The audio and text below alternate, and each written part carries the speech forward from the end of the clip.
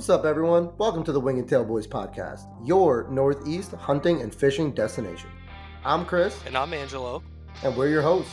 Join us as we navigate the woods and waters of the Northeast, sharing our passion for the outdoors. Whether it's land management, outdoor recreation, hunting, or fishing, we're going to cover it all. With 40 plus years of experience in the Northeast, we'll provide insights, tips, and stories to help you make the most of your adventures and help you experience the wild. So, tune in, grab your gear, and let's hit the woods together. And always remember, success is just a commitment away. Hey, what is going on, guys? Thanks for joining us here for another episode of the Wing and Tail Boys. I'm here joined with Dorge of Fire Knock again today, and we're here recording our second installment of the Aero series, The Science of Aero Flight. How you doing today, Dorge? I'm doing quite well. Yeah, absolutely. I mean, you put one down on the ground today, right? Yep, I did. With my crossbow, and then I just dropped it early again. Just like what I did yesterday. Right where you shot one yesterday too? Yeah, so I dropped two so far. Okay, good for you. Are those your first two for the year, or have you? Yeah, first two for the year, because I was in Asia for the first season, and I was letting every single thing walk because I didn't want to deal with it. I come back, one of my customer who run an outfitter say, "Hey, come and kill some does." I said, "Sure, I will go there." Hey, that's awesome. You can't complain about that, right? No, just like I saw so many bucks, and just like today I saw a big 8. I say, if it's on public land, I would shot it with a heartbeat. Oh, absolutely, 100%. My dad's the same way. Like you had said, for a little while, you kind of let deer walk because you didn't want to deal with it. My dad's kind of the same way. Last weekend, it was like freaking. The last time we were in the woods, it was like 20 degrees, 18 degrees, wind chill. We were freezing. My dad's like, you got to be out of your mind to think I'm shooting a doe and gutting it. I'm dealing with this for a doe, so. Well, it's okay. I mean, to be frank with you, if you are going for meat, I always love button. They taste the best. But Absolutely. You saw it happen. When you got a freaking button buck and you with no running around, how do you tell? You're not wrong, and it's funny you say that because my father-in-law is he's like a world famous barbecue cook. Basically, he competed in the world food competitions. He won best burger in the world a couple years ago, and he said, "Chris, I need you to shoot a young one this year so we could do like a rotisserie." Yes, so those taste so much better. I never got around to that, but the 3-year-old doe, oh god, they are so gamey. You know what I found actually takes care of the gaminess? What I like to do is I use a meat tenderizer. Anything that I brine or I season, I like to use a meat tenderizer. And then especially the deer meat, I like to soak it in like a balsamic vinaigrette overnight, or even 2 nights in a row if you can, for 48 hours straight. If you do it like that, season it, and then smoke it, you don't even know what you're eating. It's just delicious. Yes, I can enjoy that. All right, let's go with our original schedule. Yeah, absolutely. Right, so last week, or on the first episode, we talked about the 5 motions of aeroflight. And I don't want to go into what they are again. Hopefully our listeners either listen to that last week, or after listening to this, they'll go back and listen to it. But just to recap, we talked about stuff like parabolic motion, torsion, center ovalization, circular expansion and contraction, and microflex. Those are the 5 motions that an arrow makes simultaneously as it's going down range and affects the way an arrow flies. Today, what we're doing is we're kind of transitioning from how the arrow behaves, or what the arrow is, or what's being done to the arrow essentially, to the stages that it goes through as it flies. What's happening to the arrow from the moment it leaves the bow to the moment it impacts? Yes, that's a good one, because I think a lot of people do not really understand it. And also, each of the stages, the arrow actually behave very differently based on design and how you set it up. The front of center, the power cycle, the draw length have a major effect. That's the reason. Just because somebody have a good arrow based on their setup, it does not work in any other formation. Just simply a person say 70 pound, 30-inch draw, it don't mean anything until it tell you the cam, the broadhead FOC, the size of the arrow, all those would impact. Just like, when the let's put something further back. Just talk about the stages of how the arrow react when you shoot it. See, when the arrow first got, imagine this, I have to use something like let's go with the 80% let off, which is what most people use right now. The moment you let go of that release, your power curve is going to say, I will use 70 pound, 80% off. That means at that moment, that is only 14 pound on the knot. Then within, say, your cam should be doing something like a 3 to 5 degree turn. It will instantly, because you're passing that let off curve. That very moment, your arrow power that was exerted to the knot will from 14 pound all the way jump to 70 pound. Now, remember, you got weight in the front of the arrow. The arrow is not being compressed. The law of motion applies. That weight in the front is going to resist the power. Right. So what do you think is going to happen every shot? The arrow flash is going to bend. Absolutely, because it takes more force to get that heavier object in the front to start moving.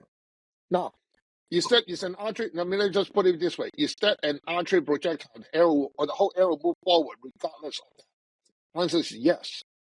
Those are called bolts. The moment your arrow bends when it launches, those are arrows. So is that a technical difference, or is that yes, your? That's actually a technical difference. Okay. So when people say I shoot a crossbow arrow, they're absolutely correct. Unless you go into something like a 13, 14 inch that the arrow technically do not bend. Now you're shooting a bow. A lot of people think that by putting vanes on a boat, they will make it into an arrow. No, it is the reaction of the shaft reacting to bend and also the flex and the compression that makes it an arrow. Wow! See, we got a nice little bonus bit of information today. That's but cool. You know what? If you really boil down to it, does a boat still react to that to a certain extent? On the traditional, like on a say a Ming Dynasty crossbow arrow, answer is no, because the whole thing moved forward in straightforward. So those are an absolute bow. In today's, when we shoot a carbon crossbow arrow, I do call them a crossbow arrow. They do not behave like a bow. They actually behave more like a. Okay, that's pretty cool. I never so it's always been explained to me that the difference between an arrow and a bolt is the size. Once you get under, say, 16 inches, it's no longer an arrow; it's a bolt. That's kind of how it's always been explained to me. See, this is where the major difference between a traditional arrow, which is a recurve-based arrow, a recurve-based launch cycle, compared to the compound bolt power cycle. See, when you do 0% off, when you're holding 100 pounds, that means the moment you let go, the 100 pound is onto the arrow and the power decreases. But in the case of a high let off, in order to be high let off, the power cycle, the duration of the power cycle is where the problem is. It's not that arrow can't react to the power, as the power is now continuous and prolonged. Now your spine rating has to go up in order to resist it. And that's up from the traditional thought. Correct. So because see, it is not just bending it. Because in case you say the 70 pound, 20% off, you're holding 14 pounds. Then 14 pounds jumps straight to 70 pounds, right? Well, guess what? That 70 pounds is going to prolong the duration and then come down. You look at every single archery magazine, they will tell you the power cycle. They all look, technically, all the good ones have a plateau. Like a flat part at the top. Right. What do you think that's doing? It's applying the 70 pounds for that duration of time. Okay. Yes. Yeah. So how do I want to pose this question? So then backtrack for a second, because basically what you're saying is that the higher the let off, the less weight you're holding at full draw. But the more the instantaneous change in energy. The transition is much longer. And the duration of force is also longer. Okay. So I'm just going to come out and say, I shoot a Darton bow right now, and my last bow was a Hoyt. And I got to say that their draw cycles were very, very similar.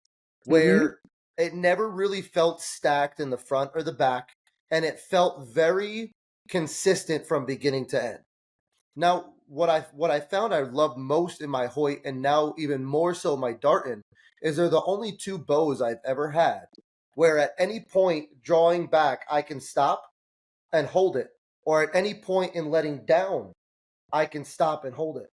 And that actually, excuse me, that actually came in handy this year when I drew on a doe. I ended up having no shot, and when I went to go let down, she kind of looked in my direction, and I was caught at like a quarter of a draw, and I was just stuck there, and I was worried I wouldn't be able to hold it. I've never done that before, and it was no problem. I was there for like 30 seconds just holding it, and I couldn't Well, believe that. this is where the cam design come in.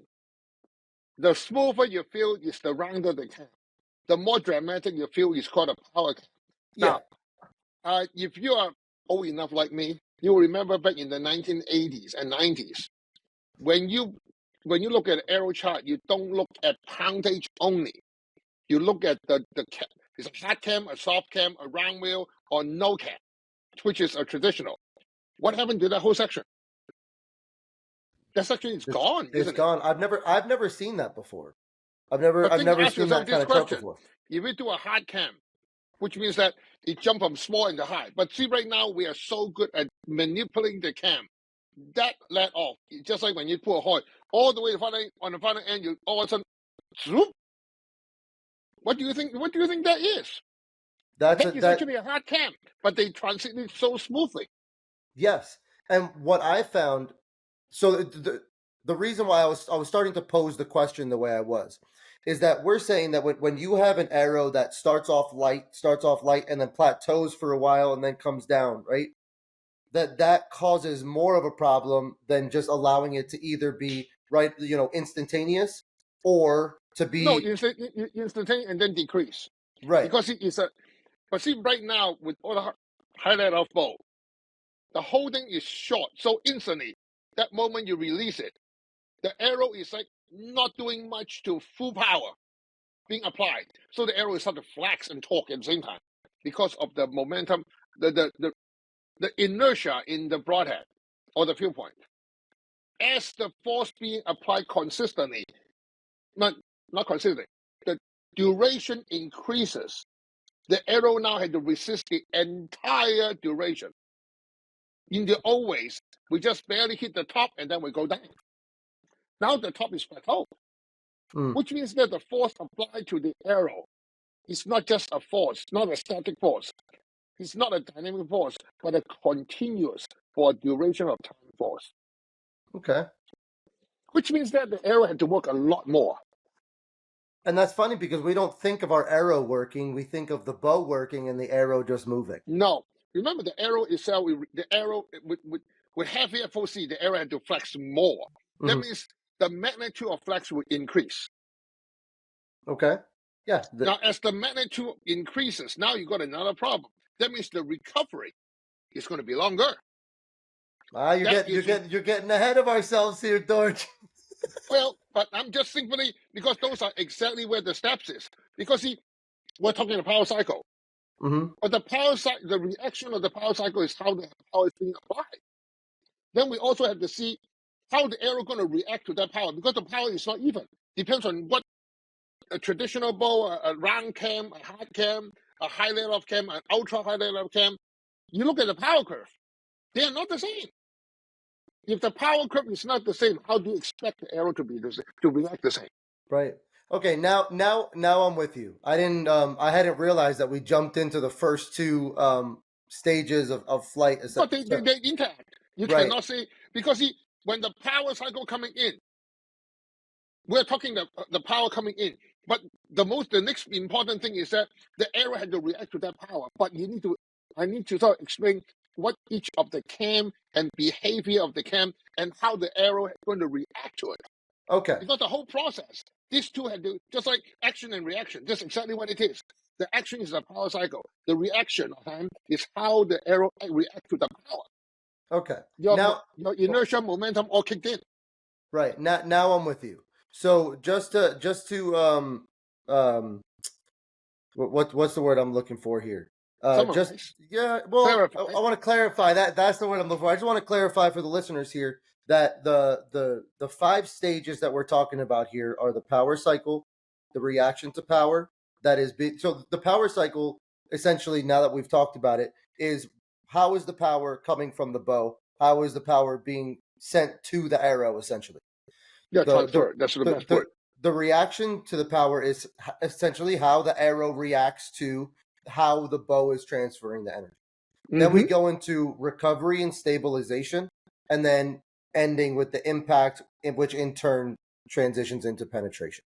But So the impact and penetration is two different things. A lot of people do not understand because we'll get there when we reach there. Yeah. Okay. So to summarize, the power cycle of the bow essentially is: what is the draw cycle like on the bow? How does it stack the energy? And then how does it release the energy back? Essentially. Yep, and the rate of release and the duration of release will impact on how the arrow going to react to it. Okay. And the way you build the arrow will have total different reaction. Now, that's where the difference is. Is this why, like this phenomenon, this concept of the power cycle and the reaction to power, is this why target or competition bows are so much less aggressive? Because competition bows, their cams are almost perfectly round. They're not the fastest bows in the world. They're obviously nice and long, so you can hold a little bit better on the target. But are they designed that way because of the issues that a power cycle causes? Yes and no. First of all, I know I jump myself. First of all, we're dealing with target arrows. They're significantly larger in size. Okay. That's right. Okay. Unless you're dealing with USA Archery or some of the NFAA on the super thin stuff. But remember, those things are usually on a round cam. You don't really go into hard cams, and they're also low poundage. Because like the few of my pro staff would shoot NFAA, they're shooting 40-pound class with a 37-inch XOXO PSC preform X on a 600 spine set. That's what they're doing. I got you. But then they're always shooting the 166, not because of the way they hunt or the way they target shoots.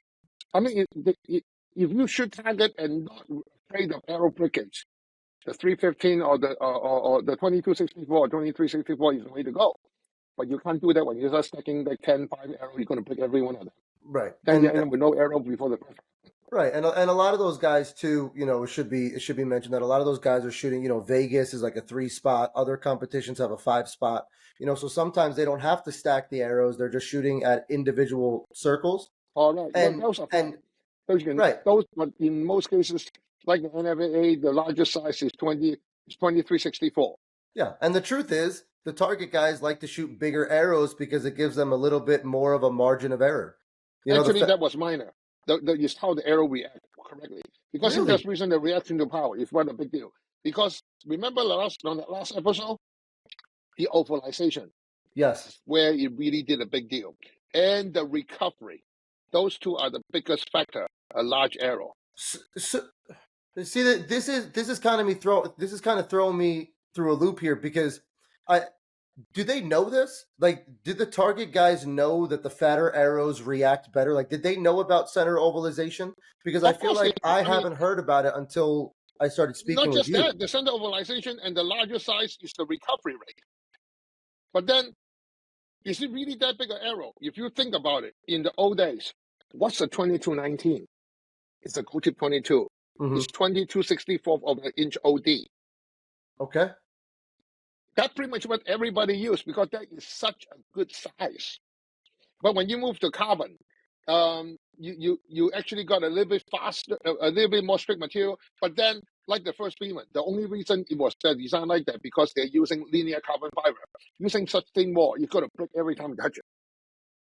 It's a matter of construction and matter of reliability. Well, let me go back to where we talk about today. Remember how the arrow behaves? The design of the arrow, the material arrow, and how the arrow construction is going to change totally based on that reaction to power. Yes. And let me just be blunt. The higher the let off, the larger diameter you should use. Okay. The higher the spine do not help you because it makes the arrow lazier. That means your reaction to power is going to be lazy. Then your recovery is going to be longer. Right. So do do we want our arrow to flex then? We just want to be able to Absolutely. control But you the want flex. it to stop flexing as soon as possible. Right. Now, let me give you based on what I have experienced, okay? Back in, say, 1990, when everybody is still shooting jet transceiver 2019 and now ACC 360s into ACC 349 into, say, the Beamans. The biggest deal about it is that the reaction of the arrow is significantly improved. And the size of the arrow also decreases, which makes a lot of people happy. But remember, at that time, everybody is shooting round cams. And it's hard to get a hard cam. Because see, your so-called high let off is still at 65% let off. Right. Honestly, I wish more companies offered the 65% let off. PSC I really does. do. I mean, then now, to give you an idea, this is the numbers I discovered. Assuming you're shooting 70-pound 30-inch draw, say on a set on 80% off. If you shoot a 22-19, you should recover around 16 yards. Mm-hmm. On a carbon, say a typical Carbon Express Maxima, you're going to take about 18 yards. Okay. When you start shooting a 204, I'm assuming that everybody is shooting not crazy FOC, we're shooting between 8 to 10% FOC. Okay. Not even 12. A semi-balanced, a pretty Correct. balanced The word arrow, is essentially. balanced. Okay. On the 2404, you're looking around 20 yards. The moment you go to 166, the minimum number is 23. So the thinner the arrow, the longer it takes for it to recover. Correct. Essentially. Okay. And higher the let off, the longer it takes to recover. Okay. So when I was going through this list, because you and I spoke a couple weeks ago, and we kind of laid out the first 5 episodes or so, or how we want to kind of start this and then see where it goes. And as I was making the show notes for this episode and kind of putting things together, I got to recovery and stabilization and stabilization. And I stopped for a second and I said, a good question to ask would be, what's the difference between the two? Like, yep, I just give it to you. The higher the let off, the longer it takes to stabilizer. The thinner the arrow, the longer it takes to stabilize. The higher the FOC, the longer it takes to stabilize and recover.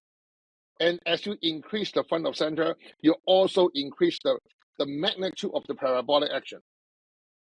So that's the reason a really high performance, high level compound bow should have the lowest FOC possible to give you the best performance. But it was the most unforgiving to shoot. Right. And as we all know, a deer doesn't take the step when you want him to take the step, or doesn't walk out from behind that tree when you want him to. And we all want to be able to hold the bow for as long as we can. That's the reason. You notice for the last 2 years, so I mentioned so many. You can look at some of the YouTube pages. You've got a guy with an 85% let off, at least 70-pound, 29-inch draw, shooting like a deer, say, 40 feet. The arrow will only go in about 3 inches and stop. Now, is that because it didn't recover, or because it didn't stabilize? Because all of the above. So I guess the question I'm trying to ask is, when I think of recovery, I think, okay, the arrow flexed. How long does it take for it to stop flexing? But to me, that also kind of sounds like stabilization. Correct, because the arrow have to hit the arrow will never have equilibrium because it's in motion. Okay. Okay. Second, the arrow will never stop flexing. So in the arrow will go into what you call a tumbling eclipse, like elliptical spin. That means the arrow in final stage after about say 20, 25 yards, the arrow will do a very tight elliptical spin.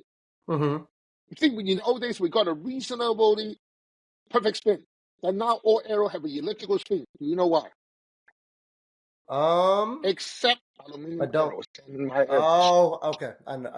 Is it because of the way the arrows were made, the extruded versus not? Okay. Because the arrow now do not have a linear spine, but you have an elliptic, a helix or compound helix spine. Right. And essentially, so when we think of a spine, just to clarify for the listeners, when we think of a spine of the arrow, we think of a spine like our body. It starts at 12 o'clock, it ends at 12 o'clock, and runs straight down. Correct. The top of the arrow. But the spiral, it literally spirals around the shaft. That's the reason If anybody give you an arrow marked with a spine, the moment you put an inch cut on it, the spine will move left or right, based on construction. So are they actually spine aligned though? When they're 32 inches, when they put them in the box? We do, in most cases, whoever told me their spine alignment is simply a matter of pictures, labels. Because Okay. I mean, yes, some people really do that. I know some manufacturer when they told you the arrow is spine aligned, like K-Max when their crossbow come out, they are in this spine aligned. They spine align the dynamic spine of the shaft and they mark it, and that's how they put the coverage. But the case of a normal, regular compound mold, you cannot, because when they spine align it, they're based on 32 inch. You're not going to shoot a 32 inch. The moment you cut it, the arrow spine is going to move left or right. I prove that in ATA show every time. You can put a 32 inch shaft. You make the 27 axle to axle measurement. You put your arrow to the left. You got a spine marking. You put the rest to the right. You got another spine marking, and they are not on the same spot. Right. And the one who give you the same spot usually are your aluminum arrows. Some of the ACCs are fully optimized carbon arrows. So far, I own the patent to the arrow wheel. That is the only optimized linear spine shaft. Because on every single shaft, you know how they actually have that? Because the shaft actually torque. That's right. And we talked about in the last episode where the front turns one way and the back turns the other, and they're kind of doing Why do they one turn? of these. Because the spine is not linear. Because if the spine linear only, then the arrow will go flex up and down. They will not twist. Because the spine is actually a helix or a compound helix. And I will also say, not only do your arrows fly very nicely, man, can they take a beating. Well, you know, I don't have that 7 years patent on the arrow shaft for no reason. Yeah. But let's talk about see, this is another thing. When we talk about recovery, as I just mentioned, when the 166 take the longest to recover, not because of the, it's not a matter of power. It's simply a matter of wall thickness. Right. The thicker the wall, the lazier the arrow, the longer it takes to recover. And again, just to the because I think it just clicked in my head. When an arrow recovers, it is almost no longer flexing. It's never stops flexing, but it's close to not flexing. Correct. Because remember, you also see a microflex. The microflex usually happen in the first 30 yards. Right. After that, microflex should no longer be on it. Right. Because microflex is one of the biggest parasitic loss on an arrow flight, especially a high power compound bow or crossbows. And you and I have talked a lot about that, and that's one of the big things that I focused on in the last year within my setup. And then the stabilization essentially is getting the arrow to as close of a perfect spin as possible. Okay. Right. Now, this is the part that a lot of people did not know. So what is the flex on what is the stabilization spin? So how much is the arrow flexing? How much is the arrow flexing in rotation? Mm-hmm. Infinite, isn't it? About 25 to 70 thousandths of an inch based on the 246. Oh, you're talking about the magnitude of the flex? Mm-hmm. Okay, I got you. Now, this is where the funny part is. If the arrow at any condition is going to do that amount of flex, what does the strictness have to do with it? What does the thickness have to do with it? The strictness. Oh, I already know the answer to this question. It does nothing. If you're talking about the difference between what they consider elite arrows at 1/1000th of an inch and the sportsman arrows that are at 3,000th of an inch or 5,000th of an inch, I mean, you're talking like what, 3 papers, maybe? No, the problem is that when the arrow is flexing that much, just be absolutely. I want people to really think about it. Okay. If your arrow is flexing, say 1,000th thickness, and when you shoot the arrow, the center portion of the arrow, especially I saw that on slow camera on the 6-700 spine, it's going to flex over 3 inches. So that difference of 3,000ths of an inch is literally a null point because it's already flexing that much anyway. But in the old days, when you are shooting a not high level compound bow, when the diameter is pretty good, you are using the technical specification of strictness to tune the arrow instead of learning how to dynamically tune the arrow. Okay. Now, people like Tim Gillingham, Levi, and Dan McCarthy, the first thing they tell you, shoot through paper. What are they really telling you? To They see, want to see how the arrow cut the paper to realign the arrow to the spine that they want to shoot, right. especially in dash. So the vein is not an issue. Yeah, no, and I will not shoot a arrow setup until I paper tune my arrows. I won't do it. And just a little bit of a spoiler alert, and I know this is, I mean, probably maybe 10 episodes from now, but the beautiful thing about the arrows that we're going to get to talking about, Arrow Concept 1, Arrow Concept 2, the beautiful thing about them is it takes a lot of that extra work out of the equation. It takes a lot of, like, yeah, I still paper tune my bow. I still paper tune my arrow, but I don't shoot every single arrow through paper anymore to make sure that every single arrow is aligned, because when you follow the system, you're already spine aligning your arrows anyway. Well, so let's go back to the stabilization. Yes, So what stabilization. stabilization means? That means the arrow now, instead of flexing with a huge amount of parabolic and a huge amount of vibration, and not to mention the torsions are pretty much handled, and then the vein is taking control, the arrow is doing a very tight elliptical spin and flying in the air. Okay? Okay. So That is the stabilization stage. Gotcha. So Now, it's when the arrow is able to minimize as much of what we talked about in the last episode. That is when the arrow reaches, quote, stabilization. now this is where the tricky part is. Okay. If you shoot a 166, it takes about 23 yards. If you shoot a 2219, it takes 16 yards. So if you happen to shoot an animal, say 16 yards, the arrow is not stabilized. Right. The moment you anchor the front, what do you think is happening to the back? Yep, then where is the vector of the energy going? Not forward, it goes sideways. The penetration just like you can forget about it. The way I like to think about it is like if you were to take something and try to slip it through a hole, and then as you're putting it through a hole, you start you kind of like pull it one way, let it, it's not gonna go in, and it's gonna stop moving before it gets it. I think of it's funny that we talk about this. I used to shoot heavy FOC, heavy arrows. That's what I used to shoot. And it used to penetrate steel drums no problem.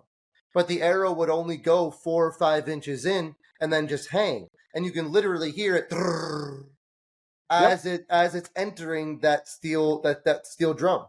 But if you shoot that thing at 40, 50 yards, it will penetrate a lot better because the arrow stabilized. You need to know your setup. Just especially for a few customers who told me they're going to shoot elk. The first thing I told them, are you stalking or you are just simply sitting on the blind waiting for it? If you're stalking, then what happens? You say it's 15 feet in front of you. I mean, let me give you how the extreme. I got one of my customers who is a retired ranger. He shot an elk with a crossbow at 9 feet because he was that good. The arrow hit the elk and exploded in 7 pieces. Really? Yes. And no did he joke. hit? It was Did he my hit arrow on top of it. And did he hit bone, or did it just? No, It was just it's too close. simply because the arrow was so much power. He was shooting a sculpted Oculus Orion Extreme.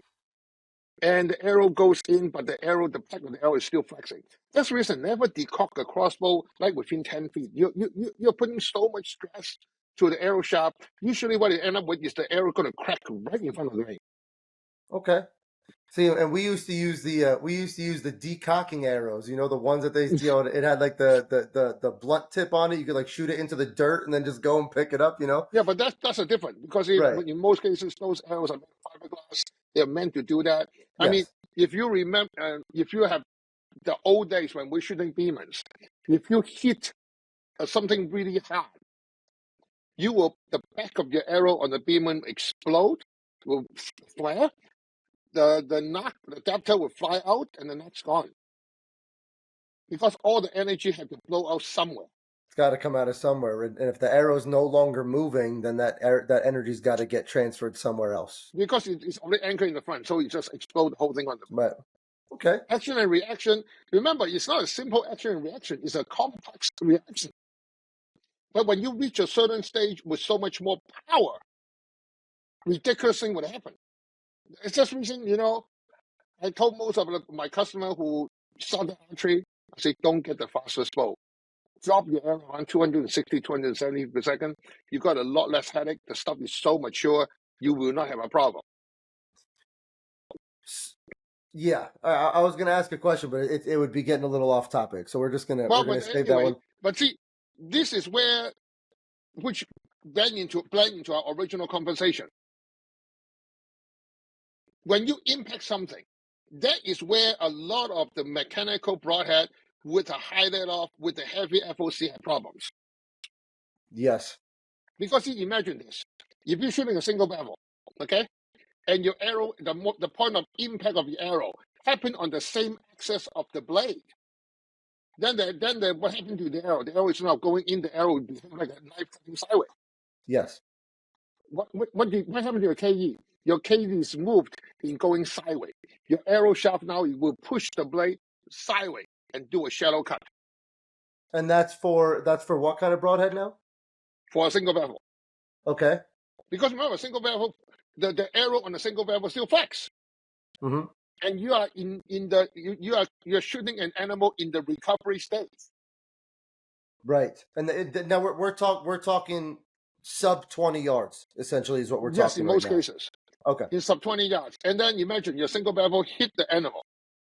Now it's a big deal. In which way does the arrow and the broadhead behave on the point of impact? Because you need to know which way the arrow is flexing when the impact point of the broadhead was in it. Imagine, I'm going to just use two scenarios because it gets too complicated.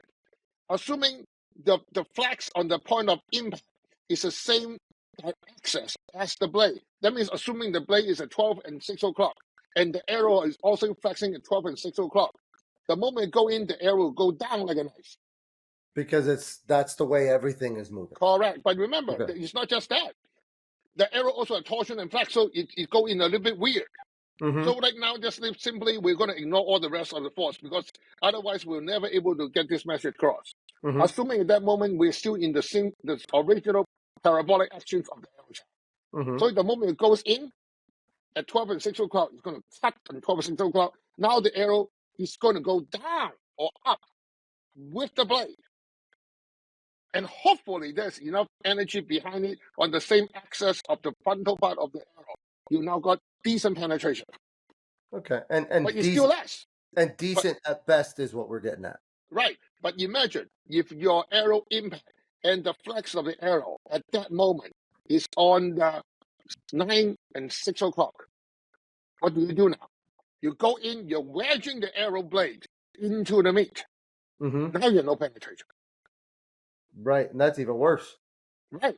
But then you say, with the 3-blade, in 90% of the time, you're able to go in, 4-blade will go in. The 2-blade is the worst case scenario. And that's just simply because that actually makes sense. Because when a 2-blade only has one plane, if everything isn't anything working besides that plane won't work, you're gonna right. And at least with the 3-blade or a 4-blade, it's almost like a triangle or a rectangle where if it wants to kick one way, you have that other edge to kind of keep it on the path of the way it's going. Now, that's saying that's the impact. Now, you technically look at the impact and the penetration; they come together. Because see, if the arrow have a long fast flight, is stabilized and so on, of course, your final vector of the arrow is going in. Right. But if you have all the tail end with all the vectors going left, right, up, down, whatever, plus torsion. Actually, torsion is one of the bigger deals for some of the not so good arrows. Because imagine your arrow is flexing left, right based on torsion. The moment you hit, you stop. Which way is the arrow turning? Linearly, based on torsion. Would it be the way the back of the arrow is moving?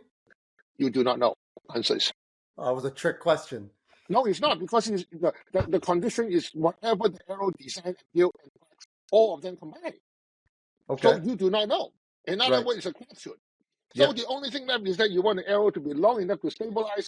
The vane is doing a very nice elliptical spin to the arrow shaft, and then you got a reasonably strict penetration. Just like I always use this analogy. Imagine you're holding a knife, you cut a tomato. Give yourself 2 degrees to that knife. Cut it down. What do you think he's going to cut? He's not going to cut. He's going to use a lot more effort. Right. Now imagine if the arrow is flexing, just say 2 degrees. What do you just do to the broadhead? You give the broadhead 2 degrees before penetration. Right. So the way I'm kind of thinking about this, and I'm going to try to use. We've talked cars before. We've talked some other stuff before. So I'm going to use a sports analogy here if I can.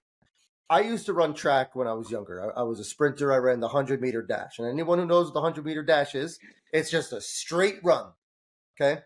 The way I think of it is the straighter I run, the more energy that I'm retaining and pushing towards the finish line and pushing towards the goal. Now think about how silly it would sound if instead of running a straight line, I started zigzagging and like a rabbit does. You know, I would lose energy. It would take me longer to get down to the end. And by the time I got there, I'd have nothing left.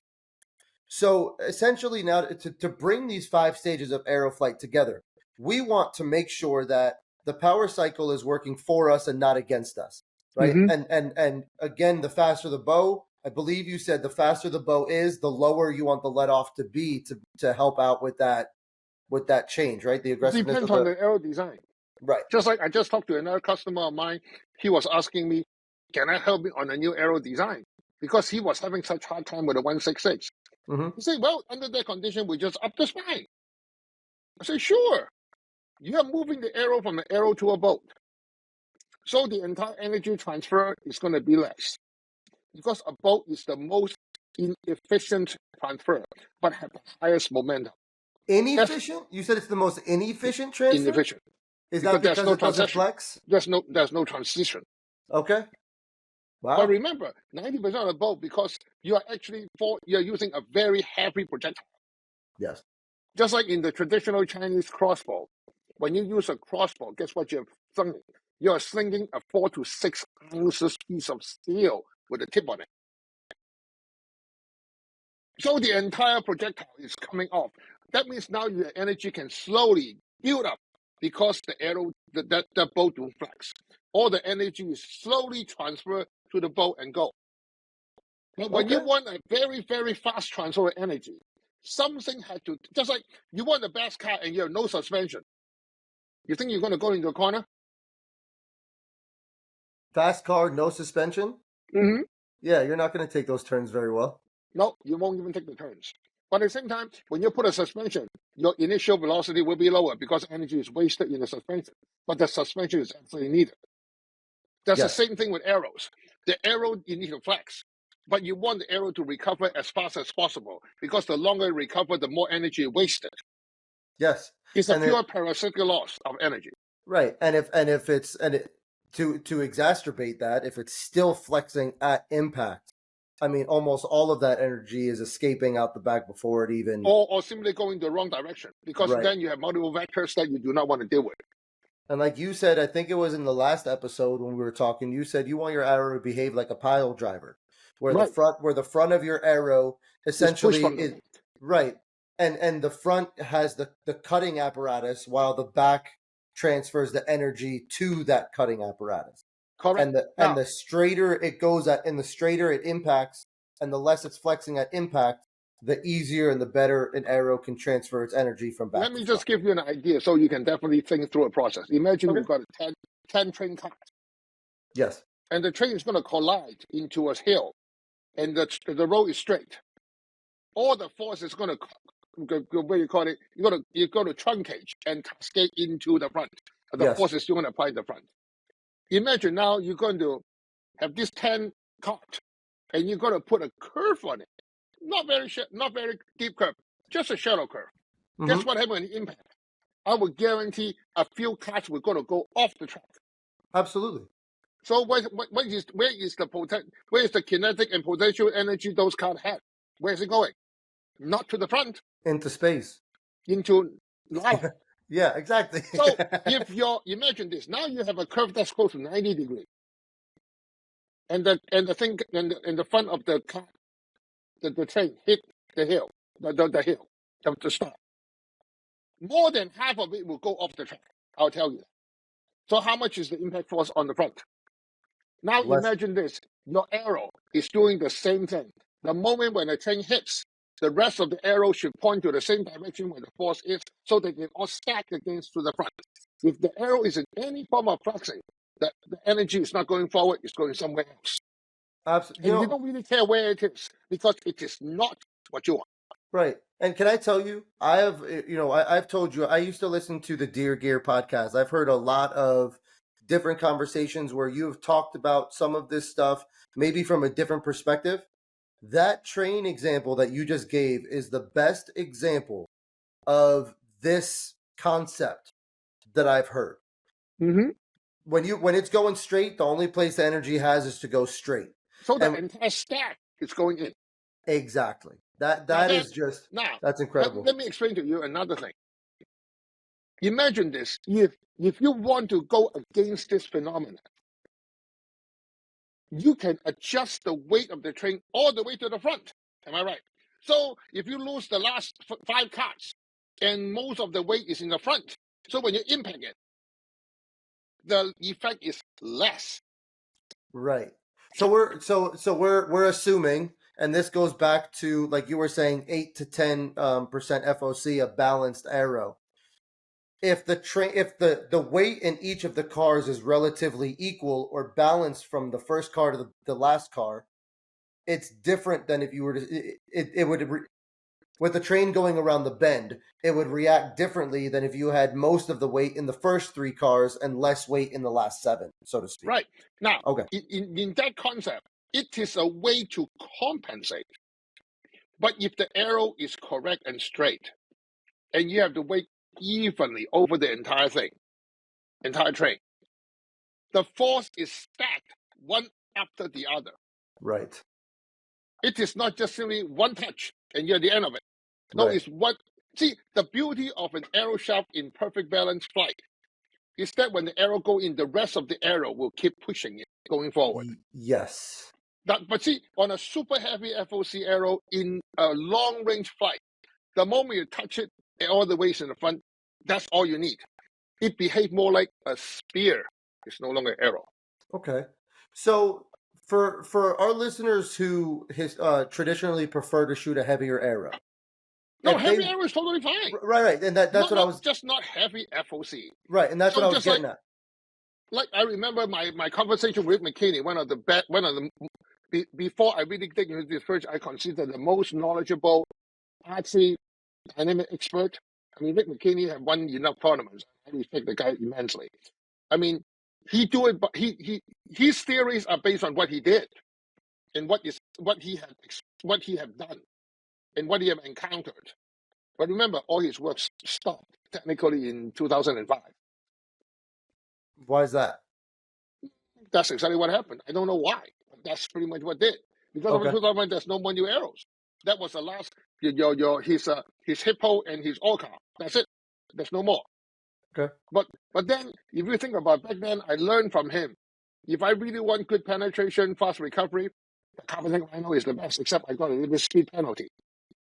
But the downside with the carbonated rhino is that you can shoot the next 10 years with that 2,000 arrow. Yeah. So I got a couple questions here, kind of just comparing some of what we talked about last week to this week. So when we were talking last week about the 5 motions of the arrow flight, we said if you want to, I believe we said if you want to avoid as much of this as possible, shoot a fatter diameter arrow and don't hit 270 feet per second. And if you're shooting a fatter arrow and and your arrow is traveling under 270 feet per second, you don't have to worry about it.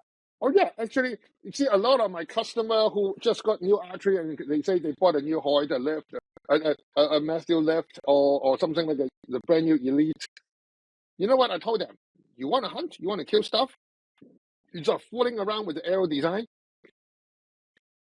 As long as you're shooting under 30-inch or 29-inch 70 pounds, get the simplest gold tip 22, which is a 2264 arrow, and shoot that thing. It will be the best arrow you ever ask, and you will kill everything inside. And that is the minimum tuning abilities. Okay. So for those of you who like simple and basic, get yourself whatever bow you want. 70 pounds, under 29.5 inch, under 270 feet per second, and you're good to go. And Now, then remember, the gold tip 22, you may have to put a little bit weight in front because the gold tip 22 is a very light arrow. okay. And it's cheap, and you can build it very simply. Okay. And you will not go through the extreme tuning headache.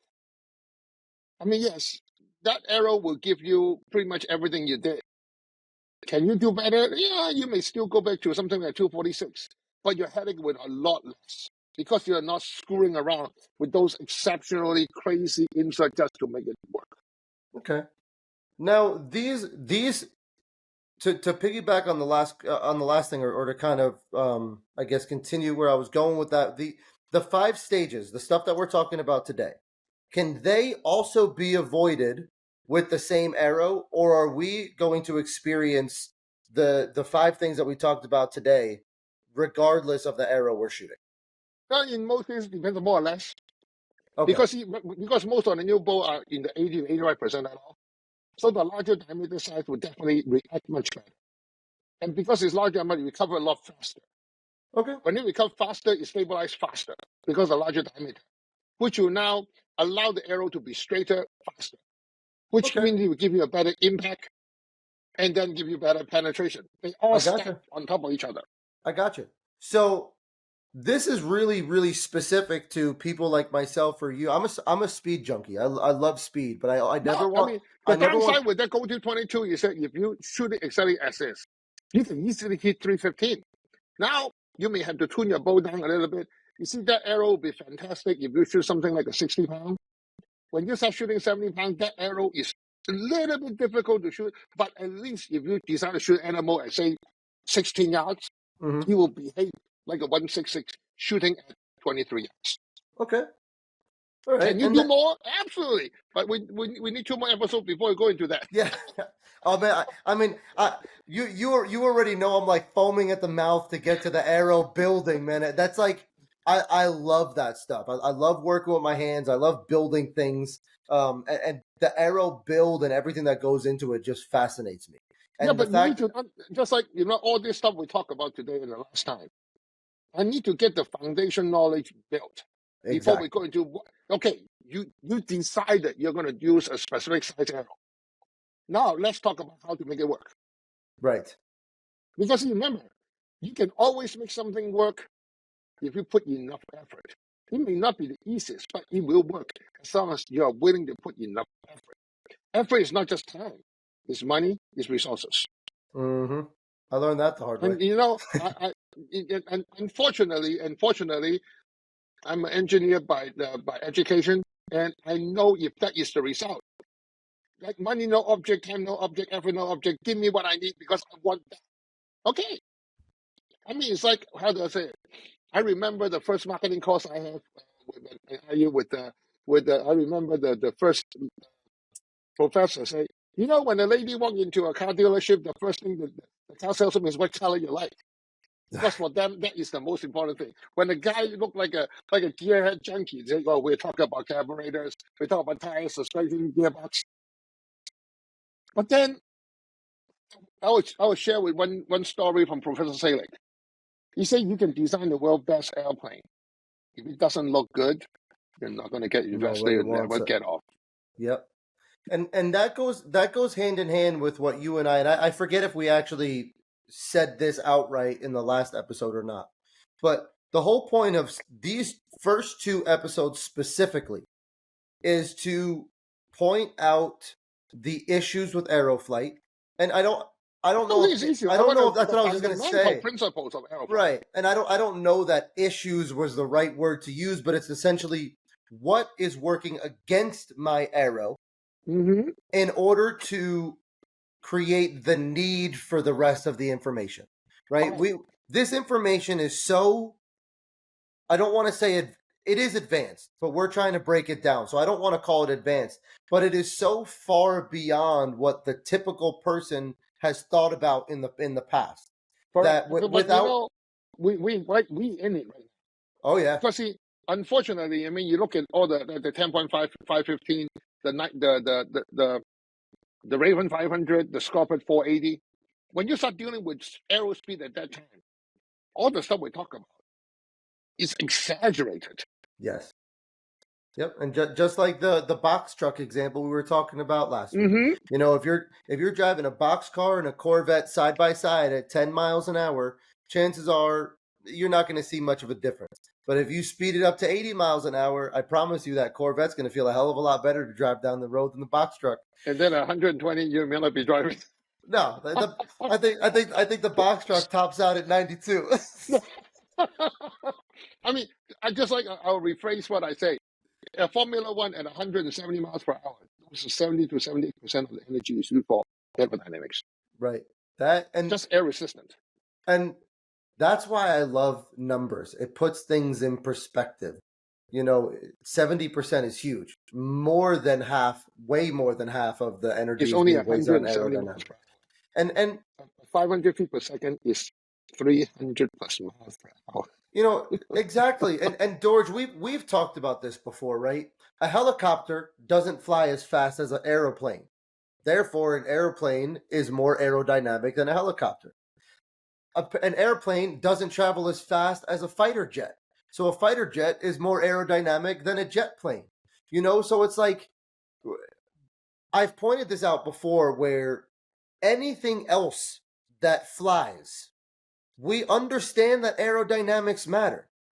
What I don't understand is why it took so long for us to understand that aerodynamics matter in aeroflight.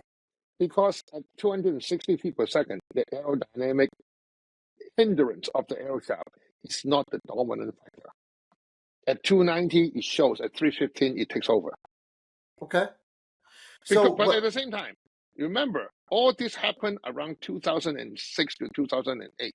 That's it what I was just actually about to hit ask. at 2013 because that everybody boat finally give the actual hunter a boat that shoot over 300 feet per second. And then that explains why my second bow my first bows were both Matthews, but they were all hand-me-downs. My dad bought a Matthews solo cam back in like the 90s. I shot that bow for like the first, I don't know, 10 years that I was shooting archery. And then I made the mistake of leaving that bow in the trunk of my car one day in the summer and found out that the laminate on the limbs popped. So then my dad he said, oh, okay, fine, here's another one. You know, he gave me his next hand-me-down, and that was a Matthews Outback, I think it was, from like 2003, 2007, somewhere. Outback. Sounds about right. It should be 1998. That's where Sweetback XT Outback come in. Then you got the Q2 should be coming in. Actually, it was before that. The Q2 coming in 2000. And then you move in all the rest of DXT, then all the way to the Reasons. I think if you want a good Matthew, nothing beats the C7 Extreme, which is the same as a C2 and C3. Yep, the Z7. And actually, it's funny you say that because this summer I had an issue with my old bow where it derailed on me, and we couldn't figure out why. It wasn't anything that it just happened. I was shooting it for months, and then all of a sudden I go to draw back one day, and it's just poof, and that's it. So I needed to go to a 3D shoot, and it was one where we were starting to film with the channel, and we wanted to interview someone, so I had to be there. And my cousin said, I have an old bow for you to use. Why don't you just shoot that? It was a Matthews Z7.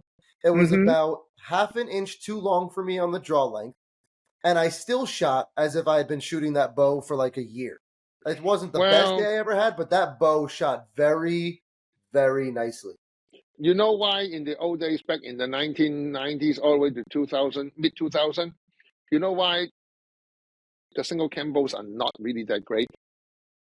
Mm-mm. The strings are not ready. What do you Single mean? cam bow demands absolute perfection strings.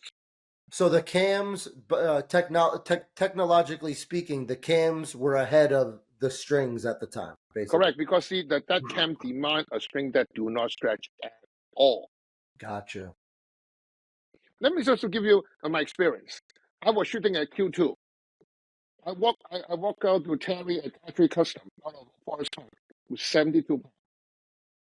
On that will be 2 days before. That will be September 28th. The day before Christmas, I shot at Well, that's a decent buck. Out of Chaminade, 35 yards, I shoot 6 inch under it. I go back to bring the bow back to Terry. Well, look at it. He said, "Did you twist it?" I said, "No, I don't have bow press. How did I twist it?" He put on a bow scale. I was putting 59, and the cable was stretched just under 3/16 of an inch.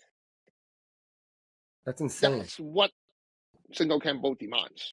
That 3/16 of an inch stretch on the down cable plus some stretch on the long string had dropped close to 15% of the bow's total weight.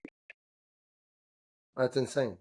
And it's not, and I understand that the technology wasn't ready, so I can't be too upset about it. But well, that's the reason, that's, I don't know where to read the case, but if you buy a brand new bow every year or change your string every year, the effect is less. And if you do have a bow press and you don't shoot that much, that's the reason I remember when I shooting the Tiger and the Kuda strings, I learned after 25 shots, I bring it back to the bow shop, I do the bow scale and everything good.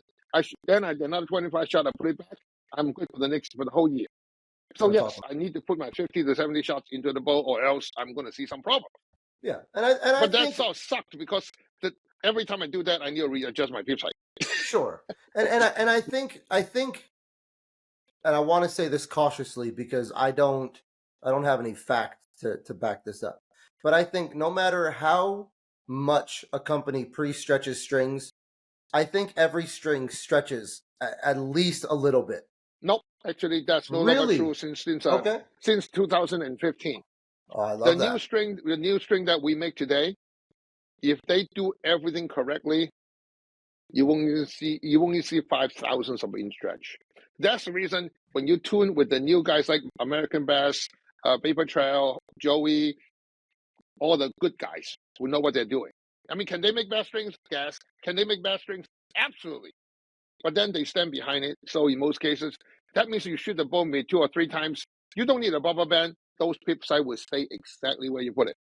Okay. Because when you see the pip sights are turning and stuff like that, that means something is happening to your string. Like, right. I just got one of my old friend coming to me that he give his bow to his son, and he can't keep the pip sight correct. I finally asked him, "Hey, didn't I fix that bow in 2019 for you?" Well, that's the problem. It's the string for 2019. Because the string will eventually creep, and then they will degrade because the Dyneema and Vectran stuff don't work together. That's awesome. It's just part of the material, Yeah. I mean, you do blend, you put Dyneema, you put Vectran, you put Spectras, you put all those material in it. I mean, they all give you what you need today. Just sure. like if you bring your bow, say Minnesota, go to say Florida to do the January shoot, I will guarantee you don't get the bow ready for 2 days, you're not going to shoot worth a shit. And it's, I learned this the hard way. I think it's important to learn about tuning a bow, how arrows behave, how your bow behaves, maintenance, upkeep. But I have become so much more neurotic ever since I learned about how a bow is set up, how an arrows behave, how yeah, you know what I mean? So it's like your power cycle. What do you think is giving your power cycle to the arrow? The string. Absolutely. So let me tell you, if there is anything not needed on the bow, just like what part of you besides your hair you can cut off without any problems? Answer is none. Otherwise, you wouldn't be there. Right. Yeah. All right. I think that pretty much should cover what we need to talk to this week. Yeah, absolutely. I think this one was good. It was a nice straightforward concept compared to last week's. Yeah, because it's all dynamic. This one you have stages, very clean. Exactly. Last week they all mingled and they all happened simultaneously. It's not one over the others. All of them are happening. No. Right. And the problem is that you don't know which one is dominant. Because you don't know your setup, you don't know your power cycle, you don't know your aerodynamic side, you don't know your FOC, you don't know the construction build. So all of them is simultaneously is not true and they are not the same for anybody. Exactly. And today, conversely, compared to last week's, these are happening consecutively, one after the other, where if you can control the first one, then the effect is a little bit less on the second one. If you can control the second one, it's a little less on the third, and so on. So it compounds, but in a positive way if you can start controlling it from the bow, essentially. Absolutely. So All it's a right. good thing. I mean, at least we got the basics, what you call the concept and stages thing into the show. So for what it's worth, take it. I mean, is there more to it? Actually, it's a lot. Yeah. But unfortunately, if I do not break it down in this format, if we're trying to explain brain surgery, Yeah. what's the most important part? What is not important? Right. And exactly. You know. And what are the odds? And am I going to make it? Right. Yeah. You know, so. You know, I think it's important to understand that we're really doing our best to keep things simple, keep things short and sweet, give the meat and potatoes of each of the topics, and then now that we've laid the foundation down, we can start jumping into individual pieces, components, concepts, and different things like that. It's So again, just like every time I said, if you got questions, get to Chris, get with me. We'll try to explain the best we could. If multiple people have it, we'll devote time to explain it. Okay. absolutely, Unfortunately, I mean, I'm treating it as an academic environment. It's a casual lecture in a way. sure. Until you understand all the fundamentals, it's no point going forward.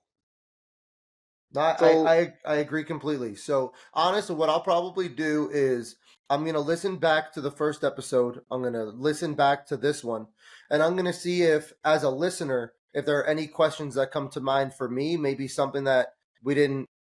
Maybe I'm like, you know what, that was still a little bit too complicated, or more complicated than I would have liked. And maybe we'll do a third episode where we kind of bring it all together, or we won't. We'll see where that takes us. But I think just tidy up unless the question took over. I yep, think our stage is good, but I okay, would like to devote time for anybody who have serious question. Like we may not explain it the way they want us to, so gotcha. I would definitely do it for you. Okay, All I right? gotcha. Well, Dorge, thank you so much for your time. It's a You're pleasure welcome. having you as always. And until next time, remember, success is just a commitment away. Have a great week, man. See you soon. Okay. See ya. Mm-hmm.